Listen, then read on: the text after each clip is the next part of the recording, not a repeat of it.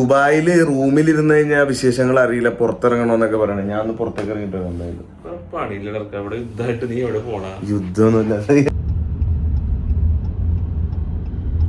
എന്താണ് ഇന്നത്തെ യു എയുടെ അവസ്ഥ? എന്താണ് റോഡുകളിലും ബാക്കിയുള്ള മേഖലകളിലൊക്കെ യു എയിൽ യുദ്ധം യു എനെ ബാധിച്ചിട്ടുണ്ടോ എന്നുള്ളതൊക്കെയാണ് ഒരുപാട് ആളുകൾ ചോദിച്ചുകൊണ്ടിരിക്കുന്നത്. പല അമ്മമാരും മെസ്സേജ് അയക്കുന്നത് എൻ്റെ മകൻ കരാമയിലുണ്ട്, ഫുജൈറയിലുണ്ട്, എൻ്റെ ഹസ്ബൻഡ് അവിടെയുണ്ട്, എന്തെങ്കിലും പ്രശ്നങ്ങളുണ്ടോ എന്നൊക്കെ ഉള്ളതാണ്. നിലവിൽ ഞാൻ നേരത്തെ സൂചിപ്പിച്ചത് തന്നെയാണ് എപ്പോഴും പറയാനുള്ളത്. നമ്മൾ നിൽക്കുന്ന രാജ്യം എന്ന് പറയുന്നത് ഇവിടുത്തെ ഓരോ പൗരനും അല്ലെങ്കിൽ ഇവിടെ ജീവിക്കുന്ന ഓരോ മനുഷ്യനും നൽകുന്ന പരിഗണന അത്രത്തോളം ഉണ്ട് അല്ലേ? ഇവർ പല മേഖലകളിൽ പോകുന്നപ്പോൾ അബുദാബിയിൽ പ്രശ്നമുണ്ടോ? റോഡുകളിൽ അങ്ങനെ കാര്യങ്ങളിലൊക്കെ ഇല്ല, അങ്ങനെ പ്രശ്നങ്ങളില്ല. ദുബായിൽ പ്രശ്നങ്ങളില്ല.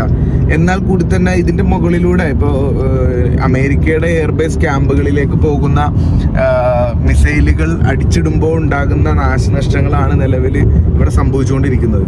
നിങ്ങൾ ന്യൂസുകളിൽ കാണുന്ന പോലെ ചെറിയ പ്രശ്നങ്ങൾ അവിടെ ഇവിടെയൊക്കെ നടക്കുന്നത് ഈ പറയുന്ന മിസൈലുകൾ പാസ് ചെയ്ത് പോകുമ്പോൾ അത് അടിക്കുന്ന സമയത്ത് അവശിഷ്ടം അല്ലേ. അപ്പൊ അവസാനം ഇപ്പൊ ഇന്നലെയൊക്കെ റാസൽ ഖൈമയിലും അതുപോലെ തന്നെ പല മേഖലകളിലൊക്കെ ബാധിച്ചിട്ടുണ്ട്. നിങ്ങളൊന്ന് മനസ്സിലാക്കണം കേട്ടോ, യു എയിൽ ഇന്നലെ മാത്രം കഴിഞ്ഞ 2 ദിവസത്തിനധികം വന്നത് 500-ലേറെ മുകളിലുള്ള ഡ്രോണുകളും അല്ലേ ബാലിസ്റ്റിക് മിസൈലുകൾ 10 കൂടുതലൊക്കെ വന്ന് ഒരുപാട് കണക്കുകളൊക്കെ ഇന്നലെ നമ്മളിവിടുത്തെ രാജാവ് ഭരണാധികാരികൾ പുറത്തുവിട്ടിട്ടുണ്ട്. ജേക്കബ് ഒക്കെ പോസ്റ്റിൽ കാണാം.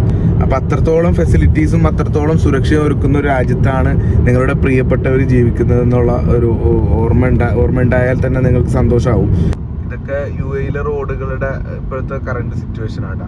ഈ ന്യൂസ് ചാനലുകളിലൊക്കെ എപ്പോഴും വരുന്നത് യാത്രയും എയർപോർട്ടുമായി ബന്ധപ്പെട്ടിട്ടുള്ള തടസ്സങ്ങളൊക്കെ വരുമ്പോഴാണ് എല്ലാവരും അതുമായി ബന്ധപ്പെട്ടിട്ട് എപ്പോഴും ന്യൂസുകൾ വന്നുകൊണ്ടിരിക്കുന്ന ഒരു സംഗതി എന്ന് വെച്ചാൽ എയർപോർട്ട് സ്തംഭിക്കുമ്പോഴാണ്. അത് ഇവിടെ സംഭവിക്കുന്നത് വെച്ചാൽ ഇപ്പം എന്തായാലും ചെറിയ രീതിയിൽ ഓപ്പൺ ആയി തുടങ്ങിയിട്ടുണ്ട്.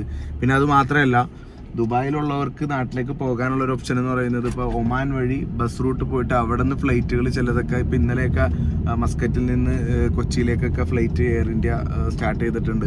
അപ്പോൾ നാട്ടിലേക്കൊക്കെ ആളുകൾ വന്നു തുടങ്ങിയിട്ടുണ്ട്. ഇത് പതുക്കെ അതിങ്ങനെ ആയി വരും. പിന്നെ യുദ്ധം അവസാനിപ്പിക്കാനൊക്കെ രീതിയിലുള്ള നയതന്ത്ര ബന്ധങ്ങളും നയതന്ത്ര ചർച്ചകളൊക്കെ നടക്കുന്നുണ്ട്. വേൾഡ് ഹബ്ബാണ് യു എ. എല്ലാ സ്ഥലങ്ങളിലേക്കും ഇവിടുന്ന് പോകുന്ന അത്ര വലിയ ഇറക്കുമതി കയറ്റുമതിയൊക്കെ നടക്കുന്ന ഒരു രാജ്യമാണ് യു എ. അപ്പോൾ യു എയുടെ ഈ വാണിജ്യ ഏരിയകളിൽ വരുന്ന തടസ്സങ്ങൾ വരുമ്പോൾ യു എയിൽ ചെറിയ ചെറിയ ഞെരുക്കങ്ങളും കാര്യങ്ങളൊക്കെ ഉണ്ടാവും. പിന്നെ നമ്മുടെ നാട്ടിലുള്ള കുറച്ച് ആളുകളോട് പറയാനുള്ളത് എന്താ വെച്ചാൽ, പിന്നെ നിങ്ങൾ ന്യൂസ് കണ്ട് കേരളത്തിലെ ന്യൂസുകൾ കണ്ടിട്ട് അതിൻ്റെ അടിയിൽ വന്നിട്ട് ദയവ് ചെയ്തിട്ട് ഈ വർഗീയപരമായിട്ടുള്ള രീതിയിലുള്ള സംസാരങ്ങളൊക്കെ സംസാരിക്കാതിരിക്കുക. അവർ ജൂതന്മാരാണ് അല്ലെങ്കിൽ മുസ്ലിങ്ങളാണ് അല്ലെങ്കിൽ ക്രിസ്ത്യാനികളാണ് എന്നുള്ള രീതിയിലൊക്കെ സംസാരിക്കാതിരിക്കുക. കാരണം ഇവിടെ ജീവിക്കുന്ന ആളുകളിൽ ഭൂരിഭാഗം ഇപ്പോൾ ഒന്ന് വൈകുന്നേരം ഒന്ന് പുറത്തേക്ക് ഇറങ്ങിയാൽ മതി. ഒന്ന് വൈകുന്നേരം പുറത്തേക്ക് ഇറങ്ങി പള്ളിയിൽ പോയി കഴിഞ്ഞാൽ ഇവിടെ ഹിന്ദു എന്നോ മുസ്ലിം എന്നോ ക്രിസ്ത്യാനി എന്നോ നോക്കാതെയാണ് എല്ലാവരും ഒരുമിച്ചിരുന്ന് നോമ്പ് തുറന്ന്. തൊട്ടപ്പുറത്തിരിക്കുന്നവൻ പാകിസ്ഥാനിയാണ്. നമ്മൾ പറയാറുണ്ട് ഇന്ത്യയിലെ പല ആളുകൾ നോർത്ത് ഇന്ത്യനൊക്കെ പറയും, അല്ലെങ്കിൽ പല ആളുകളും പറയും നിങ്ങൾ പാകിസ്ഥാനിലോട്ട് പോകും, പാകിസ്ഥാനിലോട്ട്. ഈ പറയുന്ന ആളുകൾ വിശ്വസിക്കുന്ന ആളുകൾ വരെ ഒരുമിച്ച് നോമ്പ് തുറക്കായിരിക്കും ഇപ്പോൾ തൊട്ടപ്പുറത്തിരിക്കുന്നത് ഈ പാകിസ്ഥാനി ആയിരിക്കും, അല്ലെങ്കിൽ ബംഗ്ലാദേശി ആയിരിക്കും, അല്ലെങ്കിൽ ആരാണ്, അല്ലെങ്കിൽ നമ്മുടെ ശ്രീലങ്കക്കാരനായിരിക്കും. ഈ പറയുന്ന യുദ്ധം നടക്കുന്ന ഇറാനികൾ വരെ തൊട്ടപ്പുറത്തുണ്ടാവും.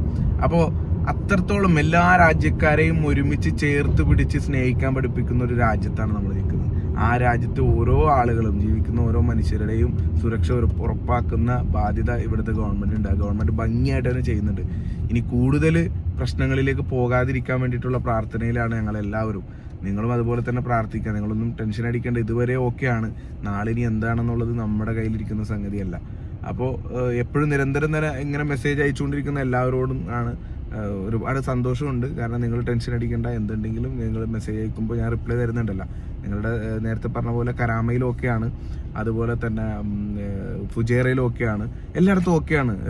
ന്യൂസുകളിൽ കാണുന്ന ഏരിയ ഇവിടെ ഫുജൈറയിൽ ഇന്ന ആക്രമണം നടന്നു അല്ലെങ്കിൽ ഇവിടെ ഇന്ന നടന്നു എന്ന് പറയുമ്പോൾ ഒരു ചെറിയൊരു ഏരിയയിൽ മാത്രം സംഭവിക്കുന്ന അവശിഷ്ടങ്ങൾ വീണുണ്ടാകുന്ന ഒരു ചെറിയ ബുദ്ധിമുട്ട് മാത്രമാണ്. അതപ്പോൾ തന്നെ ഗവൺമെന്റ് ചെയ്യുന്നുണ്ട്, അതിന് മുൻകരുതലുകളും എടുക്കുന്നുണ്ട്. അതോർത്തിട്ട് നിങ്ങൾ പറയാകണ്ട.